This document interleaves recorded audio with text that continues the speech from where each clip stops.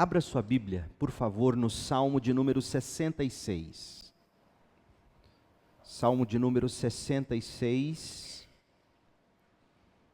Quero pensar com vocês sobre os convites de Deus. Os convites de Deus. Salmo de número 66. Ao regente do coral, cântico, salmo. Aclamem a Deus todos os habitantes da terra, cantem a glória de seu nome. Anunciem ao mundo quão glorioso Ele é. Digam a Deus como são notáveis os teus feitos. Teus inimigos rastejam diante do teu grande poder. Tudo que há na terra te adorará, cantará louvores a ti e anunciará teu nome em cânticos. Venham e vejam as obras de Deus, que feitos notáveis Ele realiza em favor das pessoas. Abriu um caminho seco pelo meio do mar, e seu povo atravessou a pé. Ali nos alegramos nele. Com seu grande poder Ele governa para sempre e vigia cada movimento das nações. Que nenhum rebelde se levante contra Ele.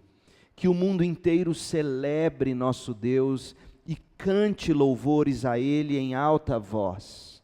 Nossa vida está em suas mãos. Ele não permite que nossos pés tropecem. Tu nos puseste à prova, ó Deus, e nos purificaste como prata. Tu nos prendeste em tua armadilha e colocaste sobre nossas costas o fardo da opressão. Permitiste que inimigos nos pisoteassem. Passamos pelo fogo e pela água, mas tu nos trouxeste a um lugar de grande fartura. Agora venho ao teu templo com holocaustos para cumprir os votos que fiz a ti. Sim, os votos sagrados que fiz quando estava em grande aflição. Por isso te apresentarei holocaustos, meus melhores carneiros, como aroma agradável e um sacrifício de novilhos e cabritos. Venham e ouçam todos vocês que temem a Deus, e eu lhes contarei o que Ele fez por mim, pois a Ele clamei por socorro e o louvei enquanto falava. Se eu não tivesse confessado o pecado em meu coração, o Senhor não teria ouvido, mas Deus ouviu. Ele atendeu a minha oração. Louvado seja Deus, que não rejeitou minha oração, nem afastou de mim o seu amor. Esta é a palavra do Senhor. Amém. Coisa boa, gente, é quando nós recebemos um convite para festejar. Quando a gente recebe um convite para celebrar ou simplesmente estar ao lado de alguém que nós amamos ou admiramos, não é mesmo? Como é bom ser lembrado. É tão bom ser lembrado que quando a gente não recebe convite para alguma coisa, alguma oportunidade de nos alegrarmos com outra pessoa que gostamos, que amamos, que admiramos, quando a gente não recebe o convite, a gente fica triste, não é mesmo? A gente se sente desprezado.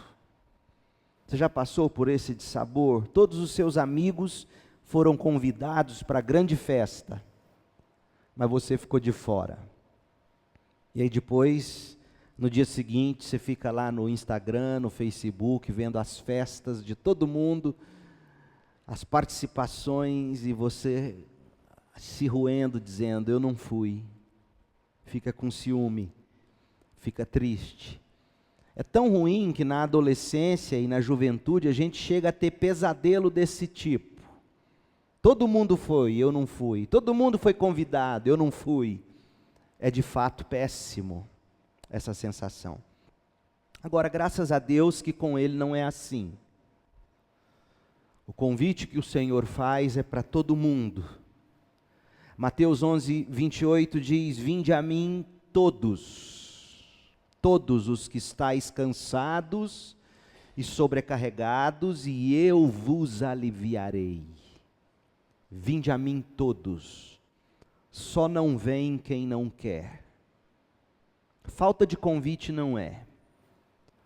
Por exemplo, a parábola do banquete de casamento, que está em Mateus 22, ela é reveladora sobre a forma como Deus convida a todos.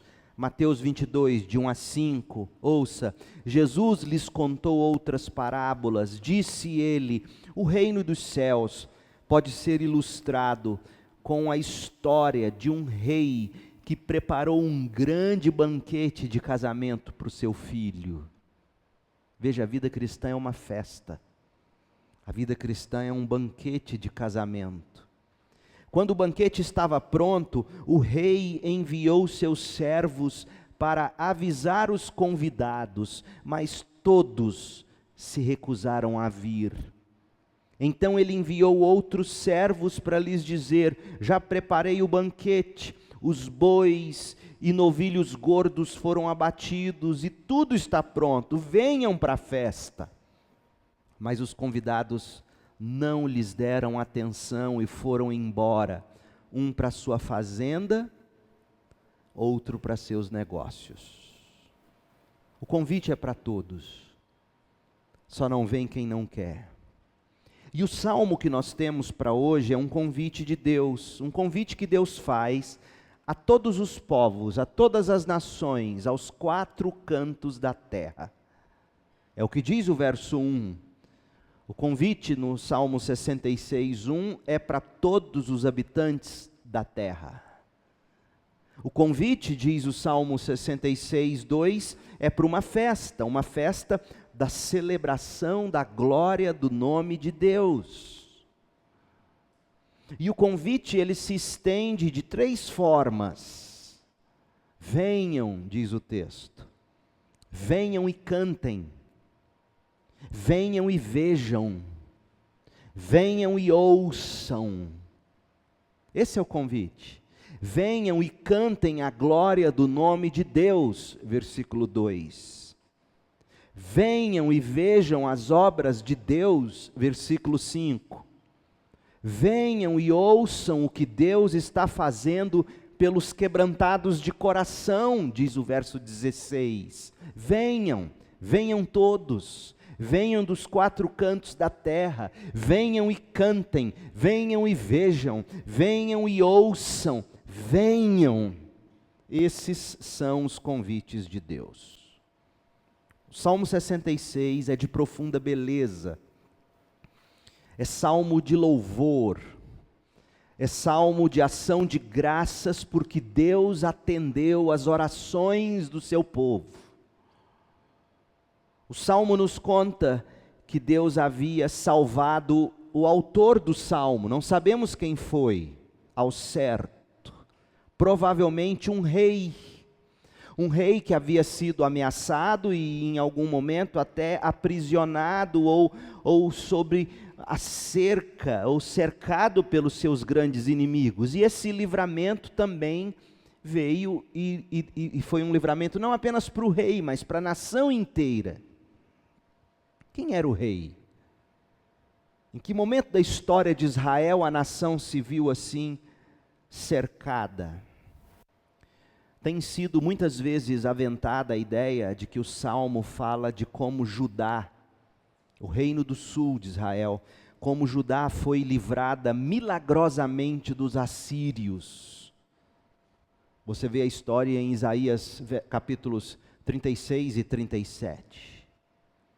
E o indivíduo que fala aqui no Salmo 66, especialmente do verso 13 ao 20 do Salmo 66, tem sido aventado a ideia de que esse indivíduo é o rei Ezequias. Portanto, há quem suponha que o Salmo 66 é uma composição do rei Ezequias, cuja oração o Senhor ouviu e atendeu. Está em Isaías 37, de 14 a 20. E uma vez tendo sido cercado pelos inimigos, ameaçado pelos inimigos, sofrido algum tipo de investida inimiga, uma vez tendo clamado a Deus e tendo recebido de Deus o livramento, o salmista, talvez o rei Ezequias, ele compõe esse salmo fazendo um convite. Um convite para se louvar o Senhor. E o convite, ele é interessante porque, em primeiro lugar, o convite se estende às nações gentias, às nações dos povos não judeus. O verso de 1 a 7, esse trecho de 1 a 7 do Salmo 66, é um convite que o salmista está fazendo às nações que não são nações dos judeus, aos gentios. Depois, do verso 8 ao 12, o convite se restringe à nação de Israel. E aí, o salmo termina, do verso 13 ao 20, com o salmista chamando pessoas individualmente. Então veja que nós temos aqui o louvor de um, que é o salmista, o louvor de muitos, que é a nação de Israel, e temos aqui um convite ao louvor de todos. O salmo, ele é um salmo que vai se estreitando. A terra inteira é chamada a louvar, no versículo 4. Depois o povo de Deus é chamado a louvar, no verso 10. E o verso 16 nos mostra um homem só louvando. Qual é o significado disso? Por que eu destaco isso? Quando chegarmos às aplicações, você vai entender por quê. Porque, como Derek Kidner, um dos grandes comentaristas do livro dos Salmos, coloca, ele intitula esse salmo de Deus de todos, Deus de muitos, Deus de um. Qual é o significado prático disso para nós? Daqui a pouco veremos. Mas ocorre que havia um culto público onde se cantava esse salmo, talvez a Páscoa. Por que a festa da Páscoa? Porque os versos 10, 11 e 12 do Salmo 66 falam da saída do povo hebreu do Egito. E aí, depois do culto de Páscoa, do culto público, o adorador ele fica solitário diante do altar com suas ofertas, louvando a Deus. Há um forte testemunho daquilo que Deus fez pelo povo, daquilo que Deus fez pelo salmista, e por isso o salmista conclama todas as nações: venham e cantem, venham e vejam, venham e ouçam. A lição, gente, é que quando nós adoramos a Deus na igreja, nós devemos também nos lembrar de que o culto é pessoal. Se nós não nos lembrarmos disso, de que a chamada à adoração é para todos, é para muitos e é também para um, se nós não nos dermos conta de que quando estamos cantando aqui é a igreja toda cantando, mas ao mesmo tempo sou eu cantando, é você cantando. E se a gente não entende essa individualidade no culto, nosso culto será na base do vamos nessa. No culto público, que é a igreja, nós precisamos cultuar como indivíduos. E o individual me leva ao coletivo. E o coletivo me remete de volta ao pessoal. Essa é a dinâmica do Salmo 66. Todos são chamados a louvar, mas quem acaba vindo louvar é o povo de Deus. E dentro do povo de Deus, o indivíduo, somado ao outro, a outra, compõe o todo do povo de Deus que canta e louva e adora. Oh, meu povo, tem uma lição muito grande aqui para aqueles que pensam que é possível ser crente sem igreja. Não é possível ser crente sem igreja. Crente sem igreja é como uma cabeça que rola na 24 de outubro sem corpo.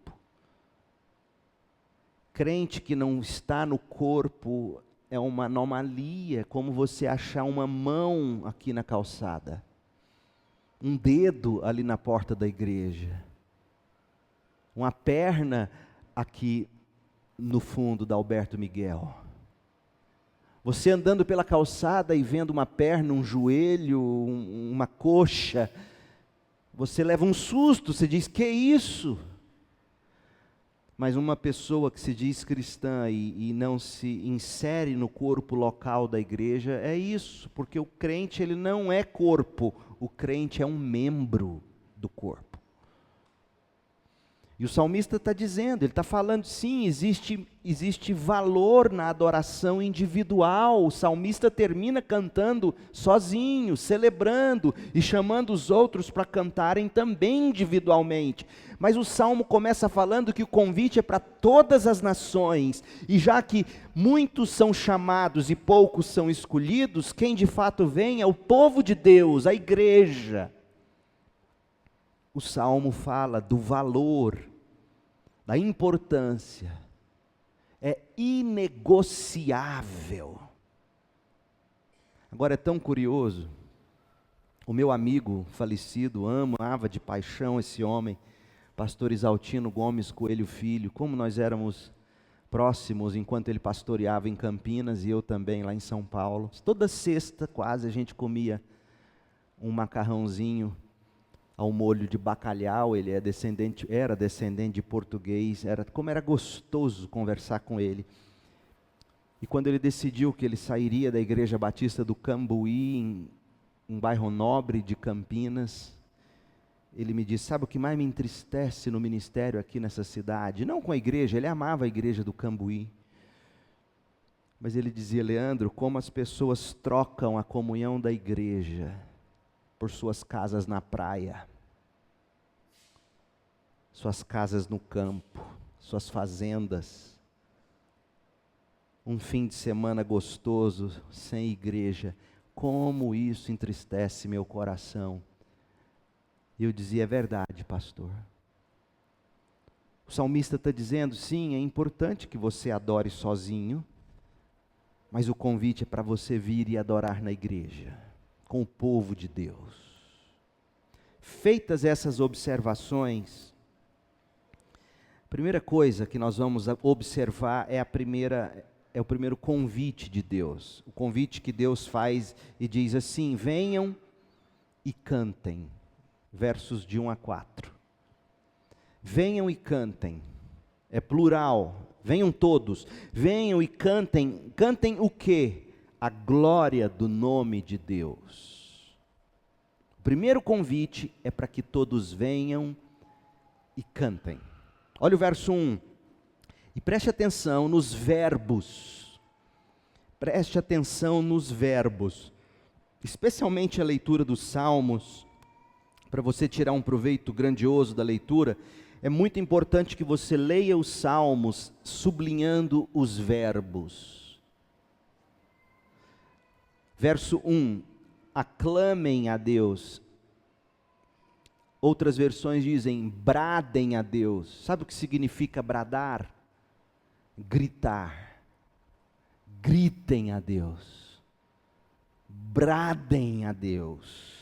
Aclamem a Deus, todos os habitantes da terra, cantem a glória de seu nome, anunciem ao mundo quão grandioso Deus é, digam a Deus como são notáveis os teus feitos, teus inimigos rastejam diante do teu grande poder, tudo que há na terra te adorará.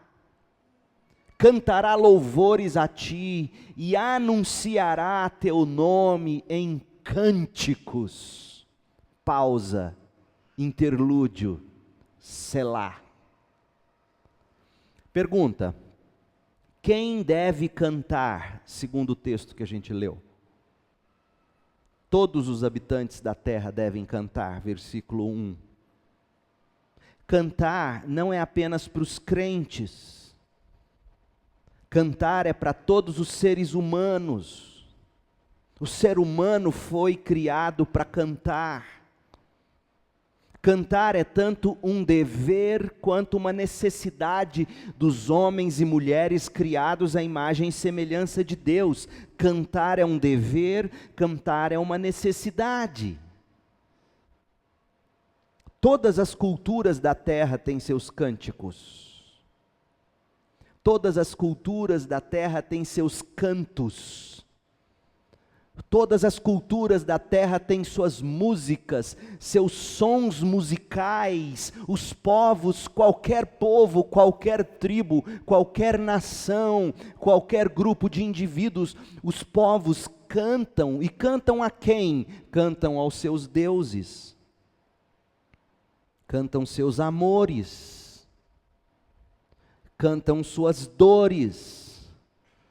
Cantam suas alegrias. Cantam suas causas, causas pelas quais eles brigam. Como é que chama aquela cantora? Tem uma voz muito bonita, uma voz rouca, uma cantora brasileira. Gente, eu me esqueci o nome dela. Hã? Não. Não é dessas antigas, não, é uma nova. Ana Carolina. Eu ouvi ontem no rádio uma música dela, ela cantando a causa LGBT. É assim, os povos cantam suas causas, os povos, Gabriel Pensador cantavam suas causas. O ser humano canta, a música e o canto é uma necessidade.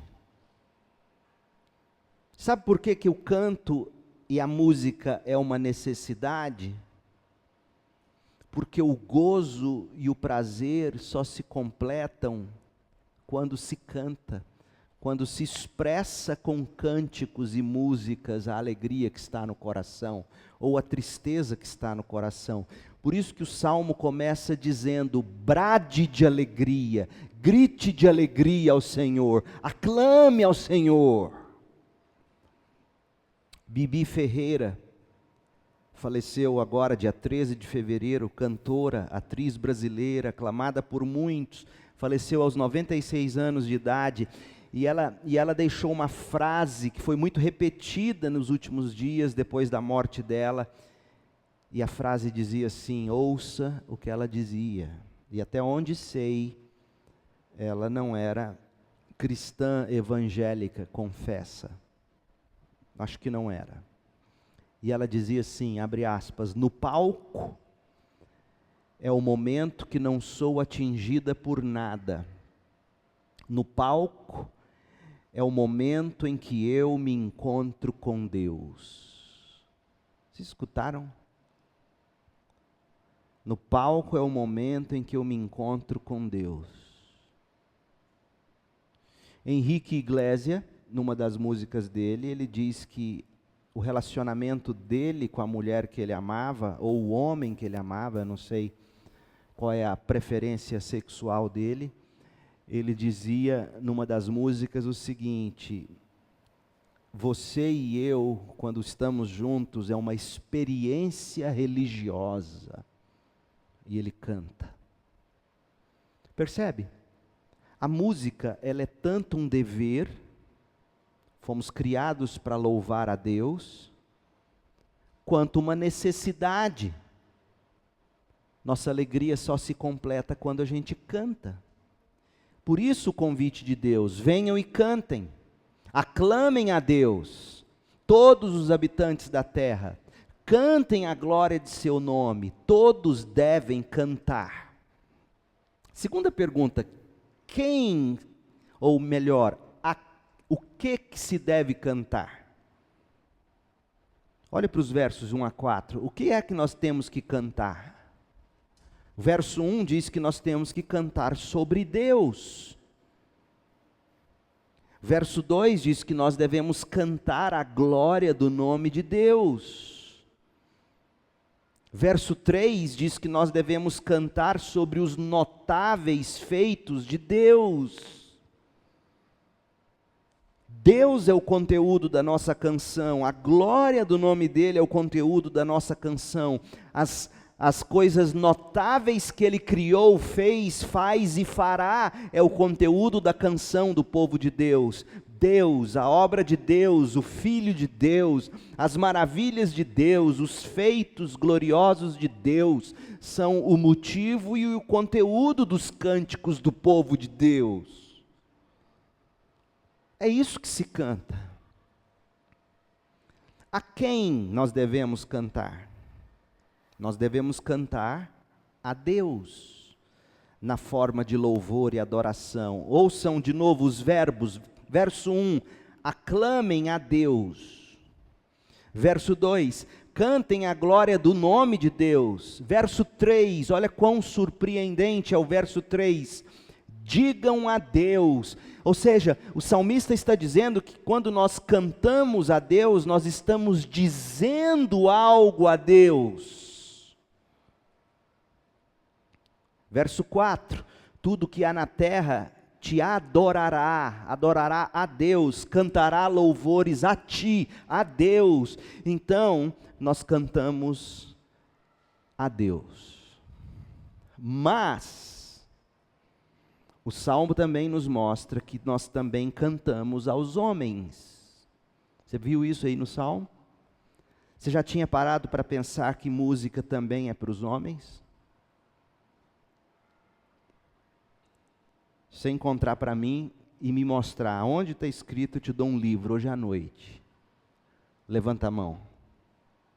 Onde está dito, entre o verso 1 e 4, que a gente canta aos homens?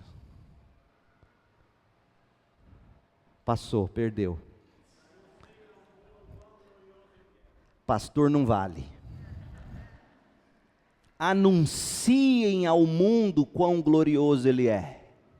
Ou seja, quando eu canto a Deus, ao mesmo tempo eu estou anunciando ao mundo quem Deus é. Quando a gente canta, nós anunciamos quem Deus é. Agora, verso 4. Tudo que há na terra te adorará, cantará louvores a ti.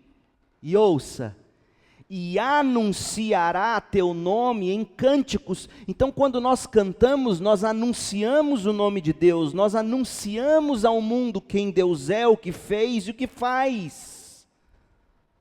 Cantamos a Deus em forma de louvor e adoração, e cantamos ao homem na forma de proclamação. Música é proclamação, música é pregação. E por isso a gente tem que saber escolher muito bem o que canta.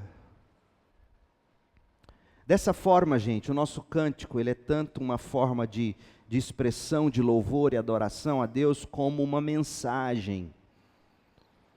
O cântico é uma mensagem que anuncia o nome e a glória de Deus às nações. Daí a importância do conteúdo teológico, doutrinário, dos hinos e cânticos da igreja.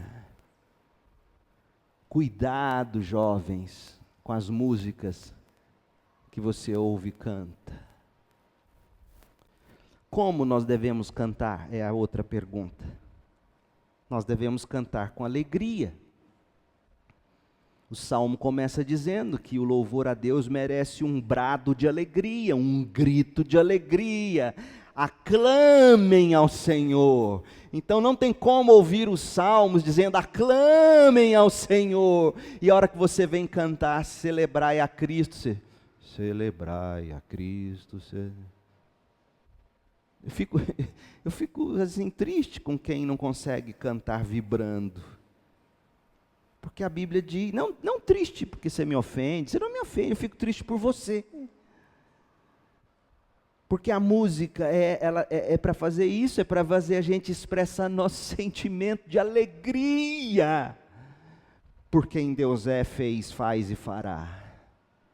Então aclame ao Senhor, cante ao Senhor, anuncie, diga, louve, adore o nome, as obras do glorioso Deus e Pai do nosso Senhor Jesus Cristo. Portanto, venham todos. Venham de todos os lugares da terra, aclamem, anunciem, digam, adorem, louvem, cantem ao Deus glorioso e anuncie sobre esse Deus através da sua música. É isso que está dito nos versos 1 a 4 do Salmo 66. Segundo, então, venham e vejam. É o segundo convite. Venham e vejam as obras de Deus. O primeiro convite é um convite à ação. certo? Venham e cantem.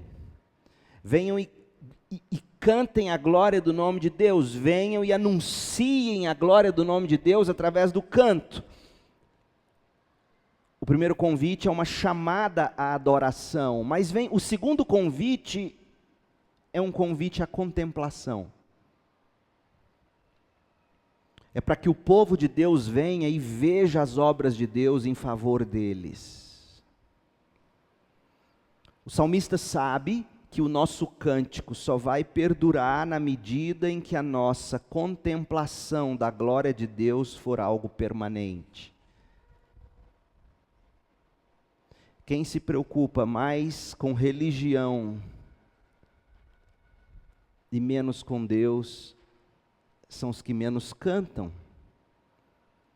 Por isso que depois de ter falado, olha, venham todos e cantem, a primeira coisa que diz o verso 5, e o verso 5 ele começa depois de uma pausa, a sua Bíblia tem que ter alguma expressão entre o verso 4 e 5, a sua Bíblia tem que ter a seguinte palavra, para ela ser uma boa versão da Bíblia, ou tem que aparecer Selá, ou tem que aparecer pausa, ou tem que aparecer interlúdio.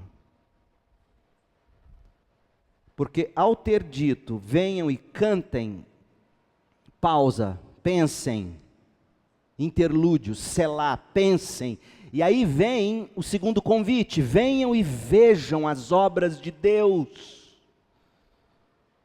Se eu e você não aprendermos a contemplar as obras de Deus, o nosso coração vai parar de cantar. Você vai ficar no culto olhando para os lados para ver quem está aí. Você acha que eu não enxergo vocês daqui da frente? Por isso que na maioria das vezes eu prego olhando para a marquise da galeria, para não ficar triste com alguns olhares que eu vejo. Gente que fica olhando para os lados assim, ó.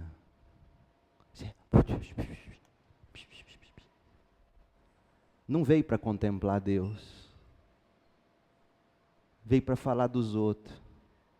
Nossa, sermão comprido, cansado. A culpa não é minha não, a culpa é do banco duro.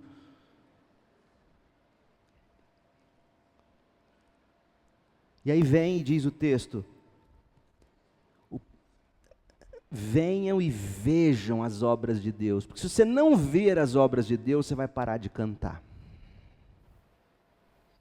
É muito lógico a ordem do salmista, cante, venha e cante, mas lembra, se você parar de ver as obras de Deus, você não vai cantar. E há 3 obras em particular para as quais o salmista atrai os nossos olhares.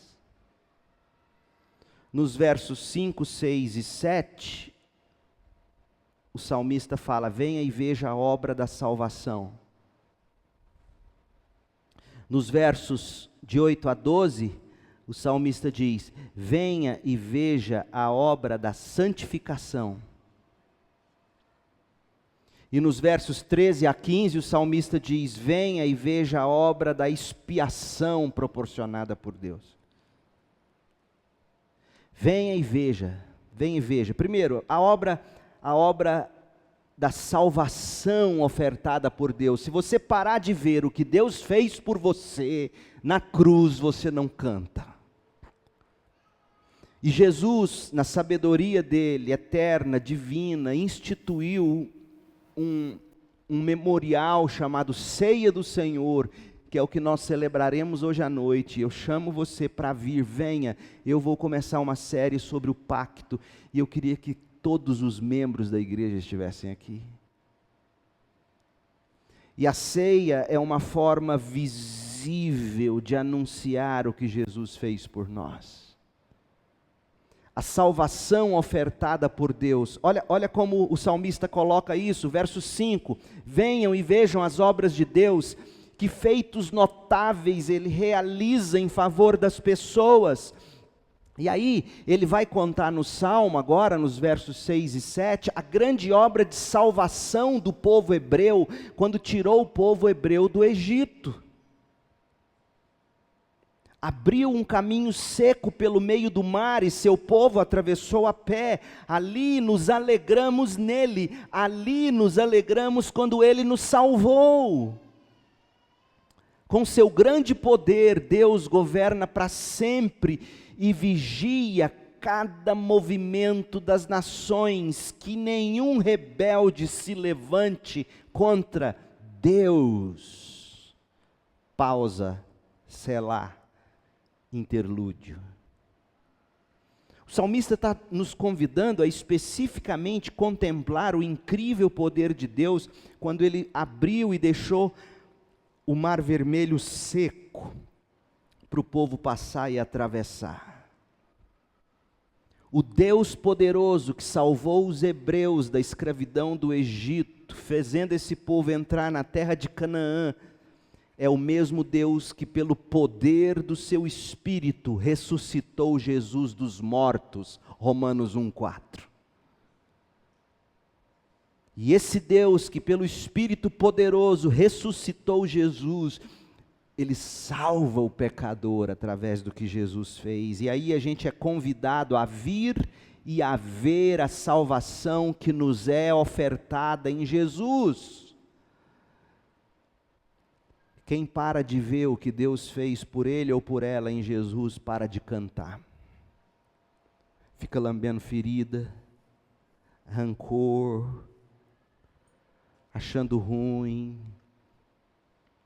Mas outra coisa que a gente é chamado a ver, senão o tempo não deixa eu terminar, a gente é chamado a ver a santificação que Deus efetua no seu povo, versos 8 a 12. A grande salvação. E aí ele vai dizer que a salvação é o ato de libertação de Deus pelo sangue de Jesus, o sangue do Cordeiro, que foi passado nos umbrais das portas, o povo lá no Egito saiu e atravessou o Mar Vermelho, etc. Agora, a santificação que Deus efetua na vida do povo, na maioria das vezes se dá através do sofrimento. E Ele nos dá a garantia de que tentação ou sofrimento algum será maior do que a gente consegue suportar. 1 Coríntios 10, 13. E Judas, versos 24 e 25, diz que Deus mesmo é quem nos guarda, para nós não cairmos, sem chances de conseguir nos levantar de novo, para a gente prosseguir e chegar diante de Deus com alegria. Então o Senhor mesmo nos guarda. Olha o que diz os versos 8, 9 e 10 do Salmo 66. Que o mundo inteiro celebre nosso Deus e cante louvores a Ele em alta voz. Por quê? Nossa vida está em Suas mãos. É por isso que a gente canta. Com amor eterno te amei e te atraí. Nossa vida está nas mãos de Deus antes da fundação do mundo. Ele nos amou e nos escolheu em Jesus. Nossa vida está em Suas mãos. Ele não permite que nossos pés tropecem. Ele não permite que sofrimento maior do que o que a gente aguenta nos sobrevenha. Ele nos guarda, Ele mantém nossos pés firmes como o da corça nos lugares altos. Esse Deus que nos tem nas Suas mãos é o mesmo Deus que nos conduz pelos vales da sombra da morte, vales de dor, vales de sofrimento, com o propósito de nos santificar. Olha o verso 10. Tu nos puseste à prova, ó Deus. Gente, quem é que nos põe à prova? O diabo? É o diabo? Não, não, não. Quem nos põe à prova é o próprio Deus. Deus mesmo guiou Jesus ao deserto para ser tentado pelo diabo. Deus é Senhor do diabo. Tu nos puseste à prova, ó Deus, e nos purificaste como prata. Tu nos prendeste em tua armadilha.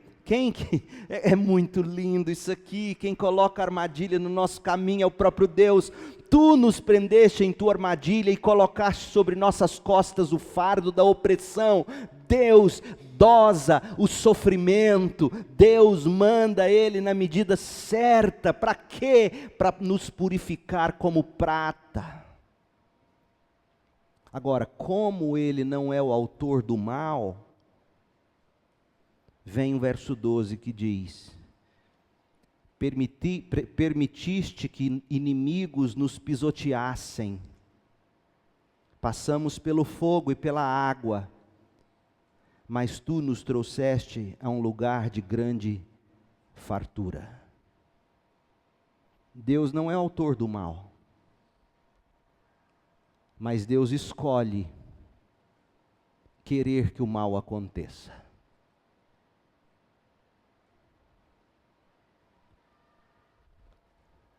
Porque se Deus é poderoso como Ele é,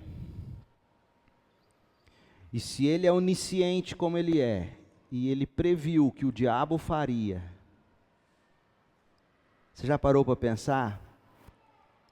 Por que Ele deixou o diabo fazer o que fez, faz e ainda fará?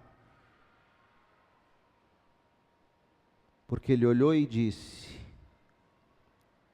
é assim que eu quero, vai acontecer.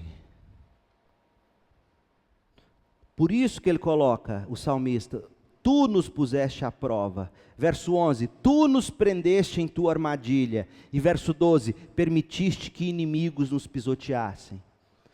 O diabo é o autor do mal, mas em última instância Deus decreta, permite e diz: assim será, para o louvor da minha glória, para o bem da minha criação, e no final tudo fará sentido.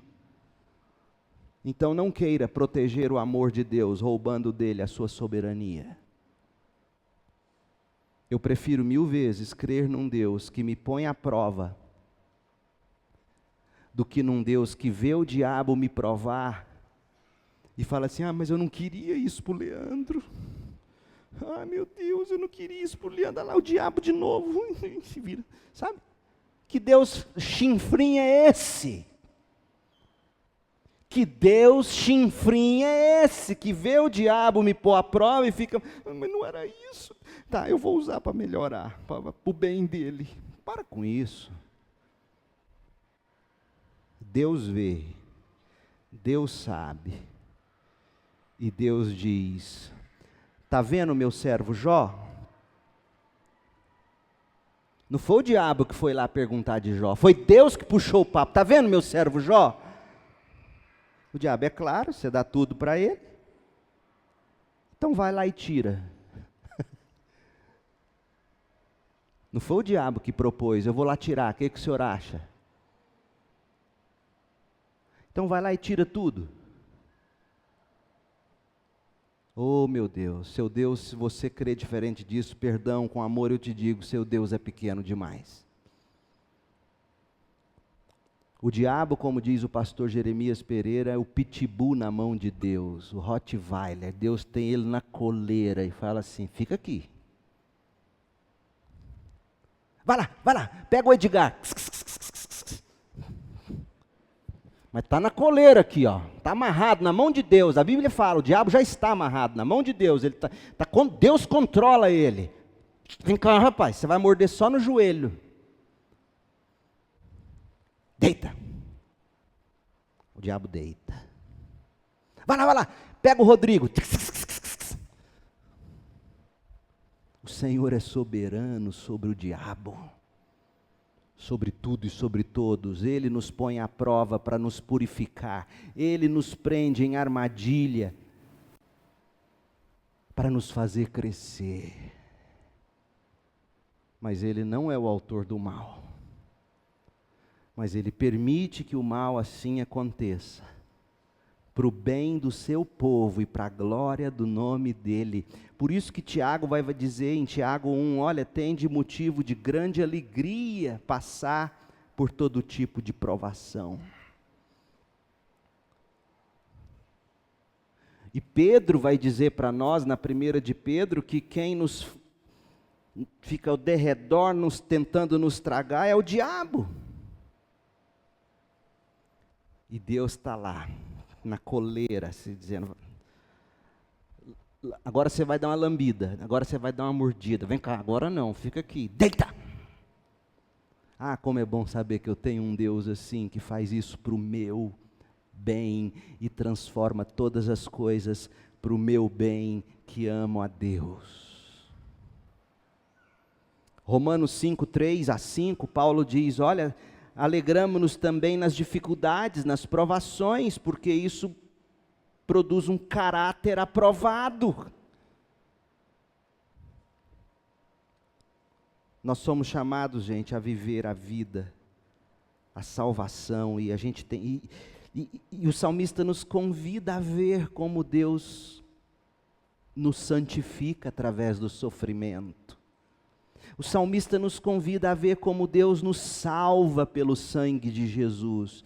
E por fim, versos 13 a 15, o salmista nos convida a ver como Deus mesmo proporcionou o sacrifício. Jesus é o sacrifício, agora venho. Verso 13, 66, 13, Salmo, agora venho ao teu templo com holocaustos para cumprir os votos que fiz a ti, os votos sagrados que fiz quando estava em grande aflição, por isso te apresentarei holocaustos, meus melhores carneiros, como aroma agradável e um sacrifício de novilho e cabritos. Interlúdio, pausa, selá. É claro que para nós, o sacrifício pelos nossos pecados, e o único sacrifício que a gente tem que levar a Deus é o sacrifício de Jesus, Hebreus 10, de 4 a 10. É o sacrifício de Jesus que a gente apresenta a Deus e diz, o Cordeiro de Deus que tira o pecado do mundo, foi morto em holocausto pelos meus pecados, e eu me aproximo do Senhor pelo que Jesus fez. Mas a Bíblia também diz que eu apresento o meu corpo em sacrifício vivo, santo e agradável a Deus, para dizer, agora, salvo por Jesus, santificado pela graça, eu apresento o meu corpo em santidade. Eu apresento meus bens, meus dons, meus talentos, eu entrego a minha vida em voto ao Senhor. Não é em voto para você barganhar, eu vou fazer um voto para ganhar aquilo. Não, é um voto que diz, eis minha vida, ela é sua, eu agora tenho um pacto, um voto, uma aliança. O Senhor entregou Jesus por mim, o Senhor me salvou em Jesus, e agora, pela fé, no poder do Espírito, eu me entrego ao Senhor. É um voto. Voto, como diz o Salmo, não em sentido de barganha, mas voto no sentido do voto que eu tenho com a Cris e a Cris tem comigo. Voto de santidade, de pureza, voto de entrega de um para o outro. E terminando, eu vou ter que ser rápido agora. Venham e cantem, venham e vejam, venham e ouçam. Cantem a glória do nome de Deus, vejam as maravilhas da salvação, da santificação, do sacrifício de Jesus, e cante, mas ouça o que Deus faz. E o Salmo termina assim, verso 16, venham e ouçam, todos vocês que temem a Deus, e eu lhes contarei o que Deus fez por mim. Quem teme a Deus vai ouvir a história da salvação. Quem teme a Deus vai ouvir a sua história com Cristo, quando você se propuser a falar. E ele diz, porque a Deus eu clamei por socorro e o louvei enquanto falava. Se eu não tivesse confessado o pecado em meu coração, o Senhor não teria ouvido, mas Deus ouviu, Ele atendeu a minha oração. Louvado seja Deus que não rejeitou minha oração, nem afastou de mim seu amor. Venham e ouçam o que Deus fez por mim. Eu, pecador, arrependi, confessei, Ele me perdoou. Louvado seja Deus que não rejeitou minha oração, nem afastou de mim. Então esses são os convites de Deus. Venham e cantem a glória do nome dEle, venham e vejam a obra maravilhosa dEle em Jesus, por mim e por você. Venham e ouçam o que Ele fez para salvar um pecador como eu e você. Que Deus nos abençoe e nos ensine, que Deus nos convida a cantar, a ver e a ouvir. Que Deus nos ensine a não negligenciar a adoração coletiva, não abandone a congregação como é costume de alguns. Que Deus nos ensine a cultivar uma adoração particular, sim, mas que não negligencia a adoração pública, coletiva. E que Deus nos ajude a não negligenciar a oração, mesmo que tarde. Você sabe por quantos anos os israelitas oraram para Deus tirar eles do Egito?